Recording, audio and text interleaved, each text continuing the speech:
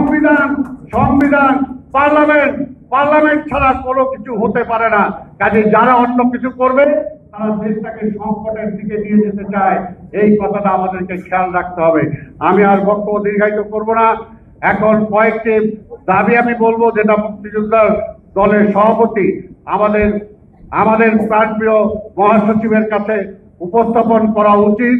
যদি বিএনপি জনগণের সমর্থন নিয়ে রাষ্ট্র ক্ষমতায় যায়, তাহলে মুক্তিযোদ্ধাদের জন্য অনেক কিছু করেছেন।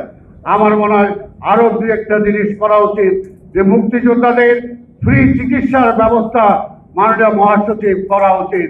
মুক্তিযোদ্ধাদের ফ্রি চিকিৎসা যতদিন বেঁচে থাকবে ফ্রি চিকিৎসা দিতে হবে। মুক্তিযোদ্ধাদের জন্য পরিবহনে সুযোগ থাকতে হবে, সেটা আমরা বলবো পূর্ণ মাফ করে দিয়ে মুক্তিযোদ্ধার কার্ড দেখে তাকে পরিবহনের সুযোগ যাতে পায় সেই ব্যবস্থাটা করতে হবে। অসচ্ছল মুক্তিযোদ্ধাদেরকে, অসচ্ছল আমরা সবাইকে চাই না, আমরা চাই না, কিন্তু অসচ্ছল মুক্তিযোদ্ধা অনেক আছে যারা এখনো পথে ভিক্ষা করে, এখনো ভিক্ষার থালি নিয়ে ঘুরে বেড়াবে একটা মুক্তিযোদ্ধা, আর গণভবন বঙ্গভবনে এটা কখনো হতে পারে না। কাজে সেই মুক্তিযোদ্ধাদেরকে পুনর্বাসনের ব্যাপারেও ব্যবস্থা গ্রহণ করতে হবে। আরেকটা হলো, মুক্তিযোদ্ধারা এখনো কি কারো কাছে হাত পাতবে? কোনো হাত পাতে না কখনো মুক্তিযোদ্ধারা কারো কাছে। যে ভাতা দেন সেই ভাতা তেমন কিছুই না।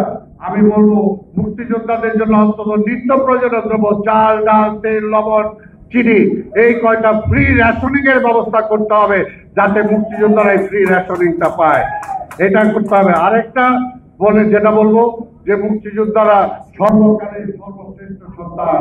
এই দেশটা আমরা পেয়েছি, বাংলাদেশের পতাকা পেয়েছি এই মুক্তিযোদ্ধাদের কারণেই। কাজে মুক্তিযোদ্ধাদের স্মরণ করে আমরা মরে যাব, কিন্তু দীর্ঘদিন বাংলাদেশ বেঁচে থাকবে। যতদিন বেঁচে থাকবে ততদিন যাতে মুক্তিযোদ্ধাকে নিয়ে অহংকার করতে পারে, সেই জন্য মুক্তিযোদ্ধাদের আলাদা একটা কবরস্থান করার জন্য আমি প্রস্তাব করে